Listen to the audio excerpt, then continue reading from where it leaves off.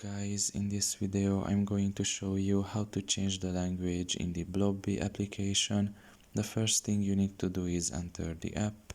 Once you're done with that and you're in the home page, you should look at the top of your right corner and there you will see 3 lines. Press on it.